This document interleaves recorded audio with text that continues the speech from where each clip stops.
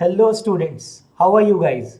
Myself Lohit Jindal and I welcome you all in our next session of INMO flashback series.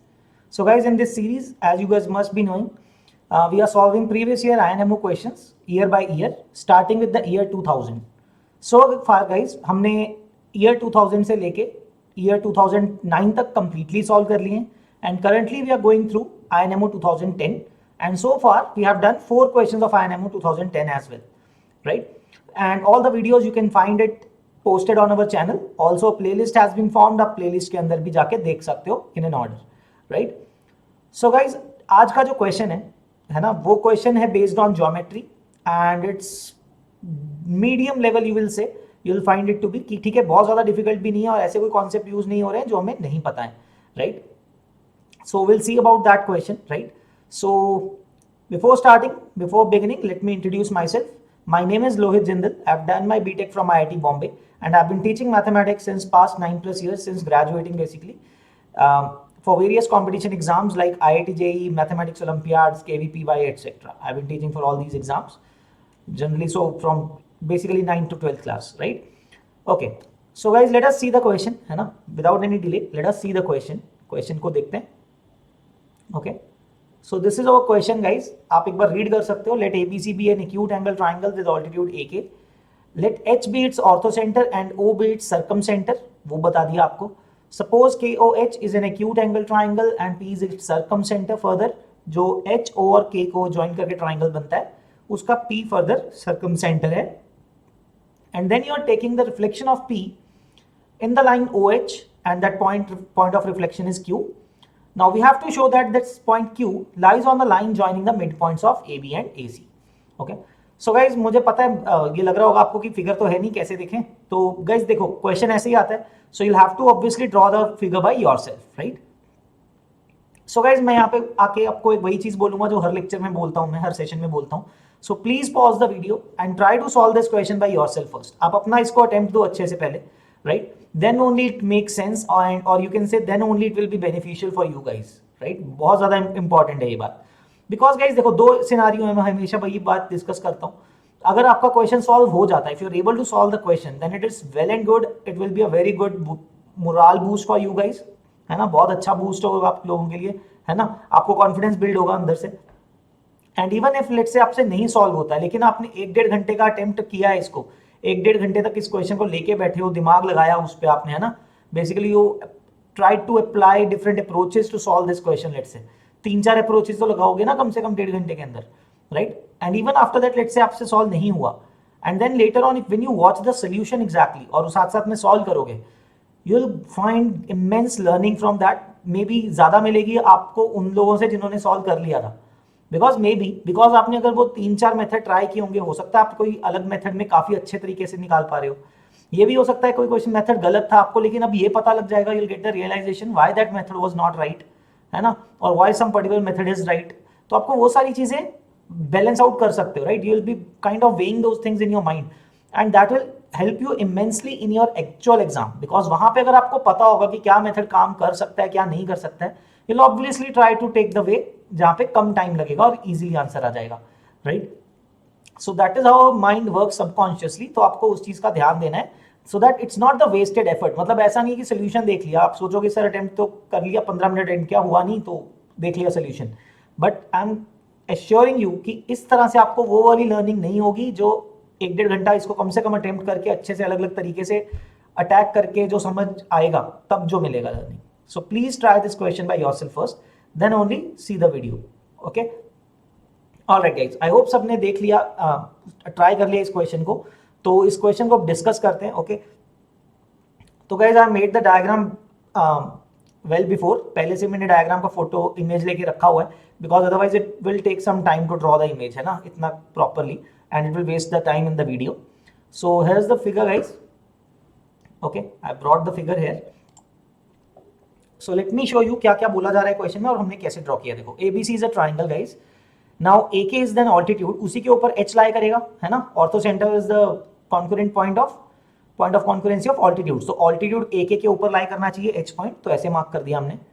And O is the orthocenter, circumcenter. So BC का जो perpendicular bisector होगा उसके ऊपर O lie करना चाहिए. So it's और the circumcentre O. Okay, so one thing मैं पहले आगे बढ़ने से पहले ही बता देता हूँ. AK ऑल्टीट्यूड था तो this angle is 90 of course show किया हुआ है, right. And if you drop a perpendicular from O on BC, first of all D will be the mid point because BC is like a chord then, है ना. Centre of the circle से chord के ऊपर perpendicular drop कर रहे हो. So OD is altitude to BC and D is the mid point of BC then, right. ये आपको क्लियर होना चाहिए.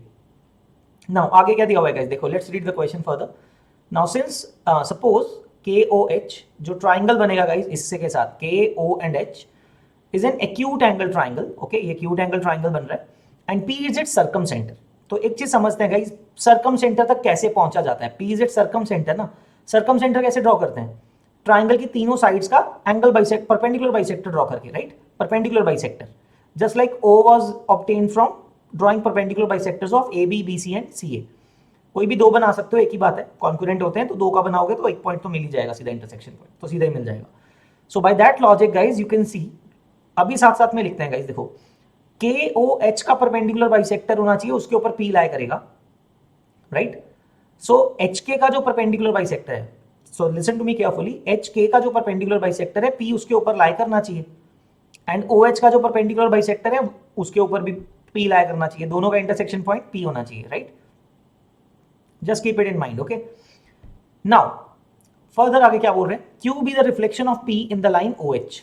OH लाइन के ऊपर P का रिफ्लेक्शन ले रहे हैं. तो गाइज रिफ्लेक्शन लेने का क्या मतलब है, उससे परपेंडिकुलर ड्रॉप करते हो आप और जितना P का डिस्टेंस है उस लाइन से परपेंडिकुलर उतना ही डिस्टेंस आगे आपने रिफ्लेक्शन ड्रॉ कर दिया, which means PT will be equal to TQ. मैं यहाँ पे लिख देता हूँ साथ में. That means in this diagram उस इंटरसेक्शन पॉइंट को T लिया हुआ है because it's the reflection, so PT is equal to TQ, right. Now what we have to show that Q lies on the line segment joining the midpoints of AB and AC. Again guys, midpoint theorem वाला concept थोड़ा लग सकता है, आप बोल सकते हो AB और AC का जो midpoints को join करने वाला line segment होगा उसके ऊपर Q lie करना चाहिए, right. So what are the ways I can do that, ठीक है. So guys, to start the question हमने क्या कहा, we drew perpendiculars from the point O, P, T and Q. Okay, ये जो शो किए हुए हैं मैं लिख देता हूं, draw perpendiculars, we draw perpendiculars starting from the uppermost point QL, TN, right, QL, TN, OS and PM, OS and PM on AK, right. We drew perpendiculars QL, TN, OS and PM on AK. Okay, AK जो altitude है उसके ऊपर perpendicular drop कर दिए guys. So all these are perpendiculars guys. Can first of all ये सारी lines parallel हो गई. So QL is parallel to OS, right? ये all perpendicular हो गया ना. So I'll draw your attention to one thing. देखो, that means QL is perpendicular to AK, but guys BC is also perpendicular to AK, right? Doesn't that mean that QL भी perpendicular है, BC भी perpendicular है AK के, so that QL is parallel to AK. First of all you should know this thing, ठीक है ना guys. Parallel prove कर दिया, और जो मिड पॉइंट्स को ज्वाइन करने वाली लाइन सेगमेंट होती है वो भी पैरेलल होती है बेस के, BC के पैरेलल होगी इन दिस केस, राइट. तो ये चीज तो क्लियर है. अब सोचो मुझे प्रूव क्या करना है, ये चीज समझने में इजी समझ में आएगा अगर आपको गोल समझ में आ जाएगा ना कि उसकी तरफ आप वर्क तो करोगे फिर ऑब्जेक्टिव की तरफ, राइट. उल्टा भी वर्क कर सकते हो, मतलब क्यू अगर उसके ऊपर लाई करना चाहिए तो QL पर पैरेलल टू BC तो प्रूव कर दिया. And I know the line segment joining the mid points of AB and AC will also be parallel to BC.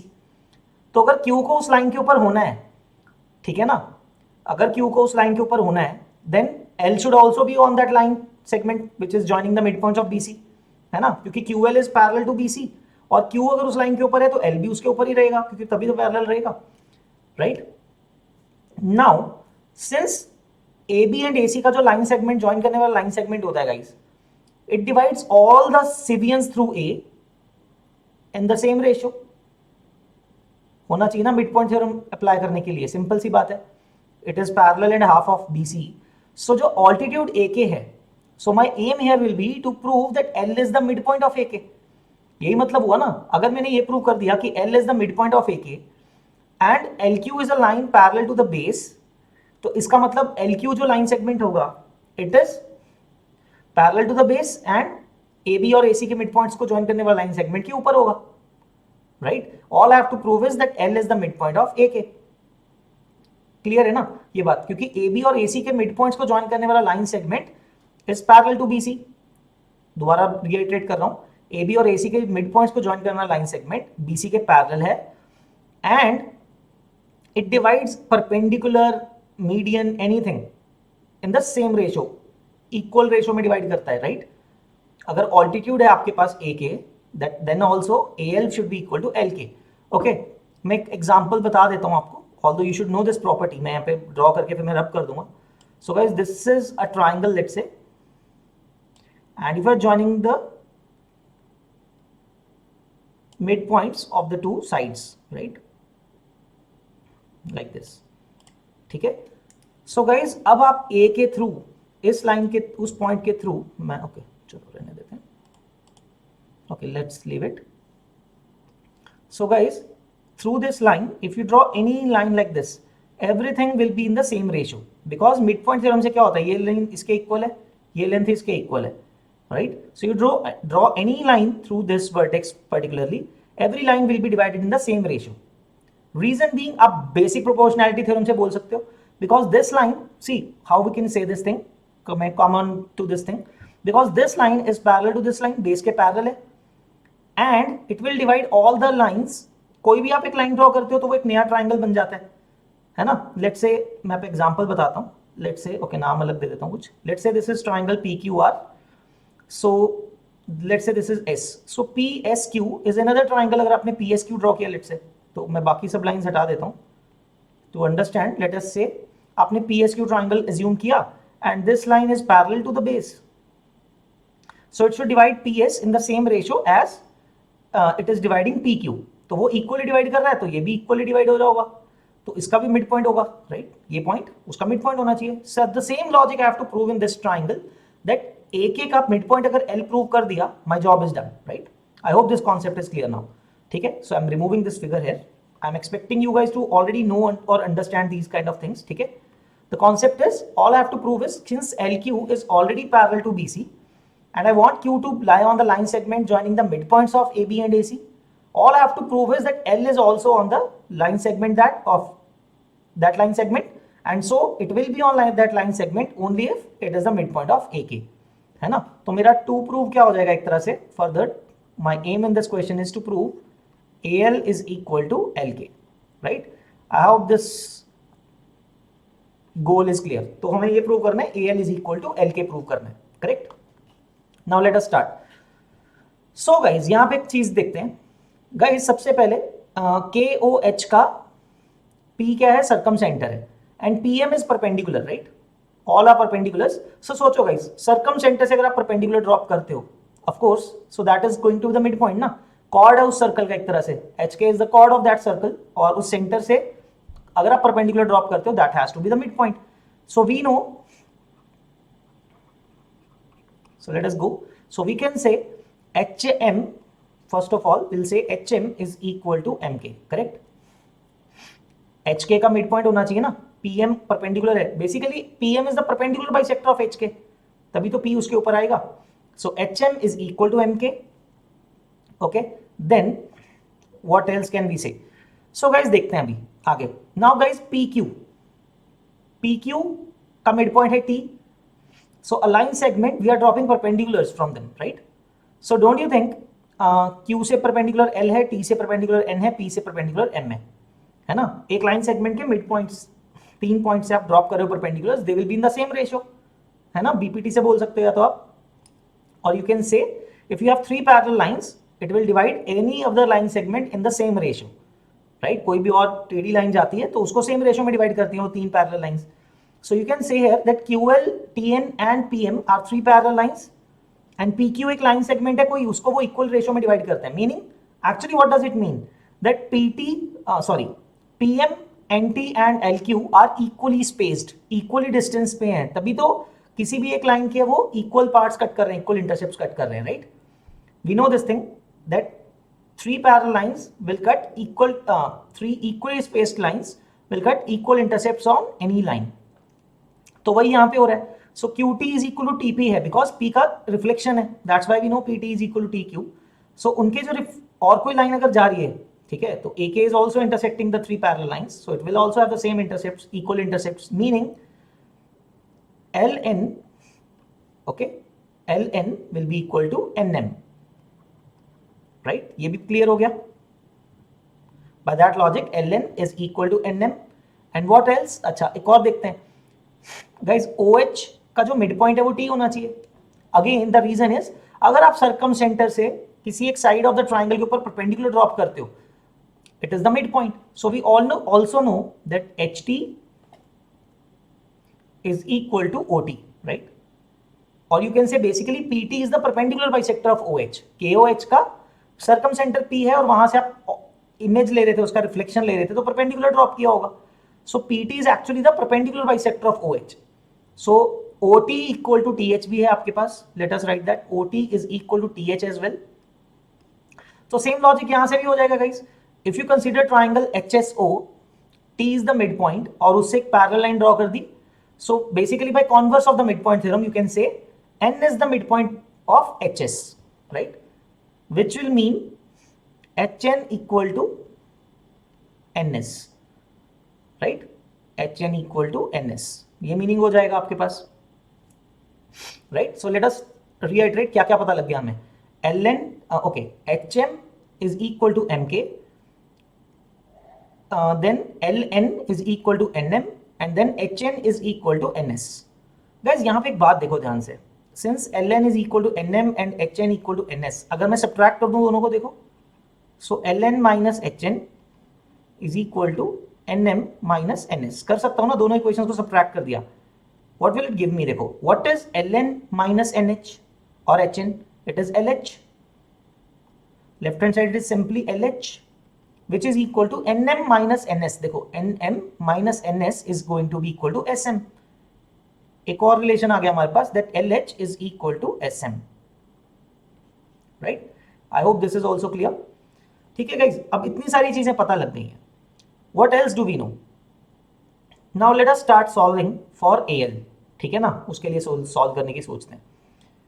So before that, let us understand one more thing guys. एक relation होता है that the distance of the orthocenter from the vertex is twice the distance of the orthocenter from the side opposite to that vertex. मतलब हमें ये पता होना चाहिए, okay, this is a very simple thing, है ना, क्लासेस में किया होता है हमने, that AH, this is a direct result actually, so AH should be equal to twice of OD. We should know this, right? Because this is actually equal to 2 times R cos A. ये expression आता होता है, that you should know, right? Will not go into the depth of this thing because ये सीधा आप लिख के भी आ सकते हो, because this is direct result. This is true for every triangle. Okay, AH is equal to twice of OD, which is actually equal to 2R cos A. Okay, AH is equal to 2R cos A और OD की भी length होती है R cos A. तो वहां से ये आ जाएगा. So we are not going to, you know, go into that thing because this is a direct result. Okay, all right. तो guys, AH equal to twice of OD पता है हमें, correct? So let us begin guys. तो मैं AL से start करता हूँ and let us try to prove that it is equal to LK. ठीक है? So guys, let us start. AL से start करते हैं. What is AL? Can I write AL as AH minus HL? AH minus HL. ये लिखा. Now guys, what is AH equal to? That is twice of OD. Let me write that, twice of OD. Minus what is HL equal to? HL हमने अभी लिखा था और LH equal to SM भी है. Okay, दोनों को replace कर दिया. Also guys, OD is equal to SK because it's forming a rectangle ना. SKDO is a rectangle. O से भी perpendicular ड्रॉप कर रहे हो, O से AK के ऊपर भी perpendicular ड्रॉप कर रखा है and it's forming a rectangle sort of thing. So OD is equal to SK here है ना. So I can write here OD is equal to SK also. तो उसको substitute कर देते हैं. So twice of SK minus SM, right? So let me write it like this guys. एक SK, 2 SK है ना, तो एक SK रख लिया plus SK minus SM लिख सकता हूँ, right? SK minus SM and what is that? MK, right? This expression is exactly MK. So SK plus again S K minus S M, आप देख सकते हो फिगर से, S K minus S M is M K. Now let us further solve that. S K plus S M आ रहा है, sorry S K plus M K आ रहा है, right guys. Now M K is equal to H M, correct. M K को मैं H M K equal लिख सकता हूं, correct. So I write this thing as S K plus M K को क्या मैं लिख रहा हूं, from this thing M K equal to H M. यहां तक आ गए हम, right. Do keep in mind I have to create A L equal to L K, तो वहां तक जाना है. S K plus H M आ गया guys, S K plus H M, right. So guys what I will do is S M को मैं break down करूंगा, और या फिर एस के को ना क्या करते हैं, एस के को ब्रेक डाउन करते हैं एस एम प्लस एम के. So let me right S के एज एस एम, ओके, या फिर एम के पहले लिख देते हैं, M K plus S M plus H M, right. Let us understand this. H M plus, okay शुरू से देखते हैं. एम के, आपके पास एक्सप्रेशन है M K plus S M plus H M, right. Now H M plus M K क्या बन जाएगा, let us understand what is M K plus H M, that is H K. And ये वाला जो S M है इसको मैं क्या रिप्लेस कर दूंगा, from this thing L H. I will replace this back as L H, ठीक है. And let us combine these two, this is equal to L H को रिप्लेस कर देते हैं. M K plus H M कितना आएगा, देखो M K plus H M, that is H K. So this is H K plus L H. So H K plus L H कितना आएगा, what is L H plus H K, that is L K. So finally आ गया A L equal to L K. So जो हमें prove करना था कि L mid point है ए के का, this implies L is the mid point of A K, right. A K का मिड पॉइंट एल प्रूव कर दिया, and Q L is parallel to the base B C. So since L is the midpoint of AK, it implies QL is lying on the line segment. Okay, मैं लिख देता हूँ. It implies QL is on the line segment joining midpoints of AB. Okay, next line में लिख देते हैं joining the midpoints of AB and AC. ठीक है, जो वो लाइन सेगमेंट होगा तो QL उसके ऊपर ही लाई कर रहा होगा. सो of course Q is also lying on the line segment joining AB and AC. जो हमें प्रूव करना था वो प्रूव हो जाएगा. Okay, I hope this thing is clear guys. Okay yes, यहाँ पे गाइज आपको एक चीज का डाउट आ सकता है. यू माइट थिंक, आपको एक डाउट आ सकता है सर कि हमें कैसे पता P जो है वो O से नीचे लाई करेगा, है ना. यहाँ पे हमें कैसे पता P ओ एस के ऊपर भी लाई कर सकता था, in the sense, right. P could have lied, P could be lying above OS, यहाँ पे भी लाई कर सकता था. So in that case guys मैं नीचे स्क्रॉल करता हूँ, आपको दिखा देता हूँ डायग्राम क्या बन जाएगा. Not a problem in that, right. So guys in that case you can see this will be the diagram, right. चलो मैं यहाँ पे ले आता हूँ. So in that case you can realise that this will be the diagram. देखो अगर P OS के ऊपर होगा तो Q अपने आप H के नीचे आ जाएगा. So guys it's just about the sign difference. अगर आप सॉल्व करने लगोगे, all these lengths are still the same. जो ऊपर मैंने यहाँ पे लेंथ्स लिखी है ना, respective lengths, HM is equal to MK, ये सब लेंथ सेम होंगी. डिफरेंस किस में आएगा, यहाँ पे LH माइनस NH किया था ना. In that case you'll have to add those LN plus NH, right? Oh sorry, LN, yeah, LN minus HN किया था. यस, उल्टा करना पड़ेगा बस, दैट्स इट. उन दोनों में उल्टा करना पड़ेगा, HN माइनस LN लिखना पड़ेगा, और कोई प्रॉब्लम नहीं है. You will still get the same thing, LH equal to SM. And then in this proof the only difference that will be there will be the about the negative sign, वो plus sign हो जाएगा. AH को क्या लिखोगे, AL को क्या लिखोगे, AH plus HN, that's it. मैं आपको यहाँ पे मार्क करके दिखाता हूँ कहाँ पे साइन चेंज होगा. देखो this will become a plus sign, है ना. This will become plus sign, this will become plus sign, ठीक है.